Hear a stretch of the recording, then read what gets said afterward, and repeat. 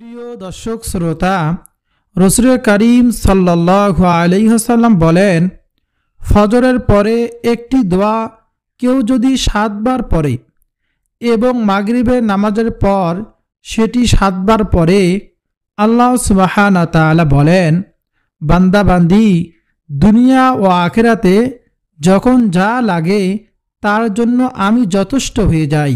বলুন না সুবহানাল্লাহ। নবী, রাসূল, সাহাবীরা এবং হাজার হাজার আলেম উলামা বুজুর্গনে দিন এ আমলটি করেছেন এবং পরীক্ষা করে দেখেছেন, 100% ফল পেয়েছেন। যদি কেউ দোয়াটি 1000 বার পড়ে, তারপর যে দোয়া করে সে দোয়াই কবুল হবে। বলুন না সুবহানাল্লাহ। প্রিয় দর্শক, আপনিও পরীক্ষা করে দেখুন। হযরত ইব্রাহিম আলাইহিস সালাতু ওয়াস সালাম ও এই দোয়াটি পড়েছেন, সাথে সাথে আল্লাহ সুবহানাহু ওয়া তাআলা হযরত ইব্রাহিম আলাইহিস সালাতু ওয়াস সালামের দোয়া কবুল করে নিলেন। কঠিন বিপদের মুহূর্তে তার বিপদ দূর করে দিলেন। প্রিয় দর্শক, উহুদের যুদ্ধের সময় শত্রুদের কঠিন আক্রমণে যখন মুসলমানরা তছনছ হয়ে গেল, এমন কঠিন মুহূর্তে রাসূল করিম সাল্লাল্লাহু আলাইহি ওয়াসাল্লাম এ দোয়াটি পড়লেন। এভাবে যখনই নবীগণ, সাহাবীগণ, ইমানদারগণ এ দোয়াটি পড়ে আল্লাহ সুবহানাহু ওয়া তাআলার কাছে সাহায্য কামনা করেছেন, আল্লাহ তাআলা সাথে সাথে সাহায্য পাঠিয়ে দিয়েছেন, সমস্যা সমাধান করে দিয়েছেন। বলুন না সুবহানাল্লাহ। বিপদ আপদ দূর করে দিয়েছেন, দোয়া কবুল করে নিয়েছেন। তখন যে রব ছিল এখনই সে রব আছে। তখন আল্লাহ সুবহানাহু ওয়া তাআলা যেভাবে সাহায্য করেছেন, এখনো আমরা সে দোয়াটি পড়ে আল্লাহ তাআলার কাছ থেকে সরাসরি সাহায্য লাভ করতে পারি। বলুন না সুবহানাল্লাহ। আমাদের আল্লাহ তো আগের মতোই আছেন, তবে বদলে গিয়েছে আমরা। সে দোয়াটি বলবো, সাথে সাথে সকাল সন্ধ্যার আরো 2টি আমল করব, যা করলে সারা দিন হঠাৎ বিপদ আপদ, দুঃখ, কষ্ট, মুসিবত থেকে আল্লাহ সুবহানাহু ওয়া তাআলা আপনাকে আমাকে হেফাজত করবেন। 3টি আমল খুব মনোযোগ দিয়ে শোনার অনুরোধ রইল। প্রথম দোয়াটির ব্যাপারে আবু দাউদ শরীফের হাদিসের মধ্যে আছে, যে ব্যক্তি সকাল ও সন্ধ্যায় 7 বার পড়বে, হাসবিয়াল্লাহু লা ইলাহা ইল্লাহু আলাইহি তাওয়াক্কালতু ওয়া হুয়া রাব্বুল আরশিল আযীম। আবারও বলছি, হাসবিয়াল্লাহু লা ইলাহা ইল্লাহু আলাইহি তাওয়াক্কালতু ওয়া হুয়া রাব্বুল আরশিল আযীম। আল্লাহ সুবহানাহু ওয়া তাআলা তার জন্য যথেষ্ট হবে, যা তাকে দুশ্চিন্তাগ্রস্ত করে, যে ভয়ে বান্দা ভীত, যে বিপদে বান্দা লিপ্ত থাকে, তা থেকে মুক্তির জন্য আল্লাহ সুবহানাহু ওয়া তাআলা যথেষ্ট। আল্লাহ সুবহানাহু ওয়া তাআলা যথেষ্ট হওয়ার জন্য সকাল সন্ধ্যার আরও একটি আমল আছে।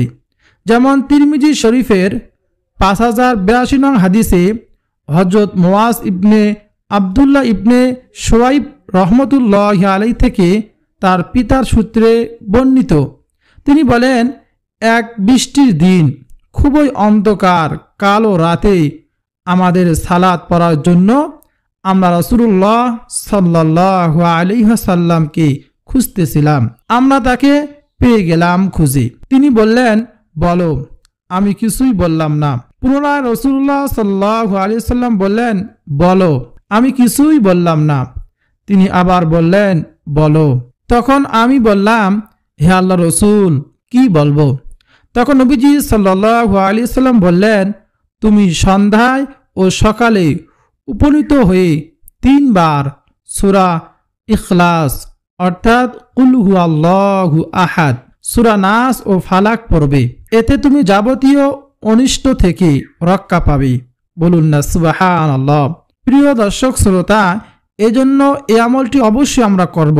সকাল সন্ধ্যায় একবার কুল হুয়াল্লাহু আহাদ, আল্লাহুস সামাদ, লাম ইয়ালিদ ওয়া লাম ইউলাদ ওয়া লাম ইয়াকুল লাহু কুফুয়ান আহাদ এবং সূরা নাস কুল আউযু বিরাব্বিন নাস মালিকিন নাস এবং সূরা ফালাক কুল আউযু বিরাব্বিল ফালাক মিন শাররি মা খালাক। এই তিনটা সূরা আমরা পাঠ করব।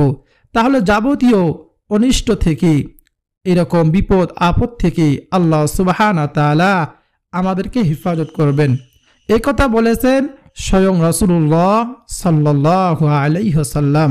প্রিয় দর্শক শ্রোতা, আরেকটি আমল হলো হঠাৎ বিপদ থেকে নিরাপদ থাকার জন্য সকাল সন্ধ্যায় একটি দোয়া 3 বার পড়ার ব্যাপারে তিরমিজি শরীফের 5088 নং একটি হাদিস রয়েছে।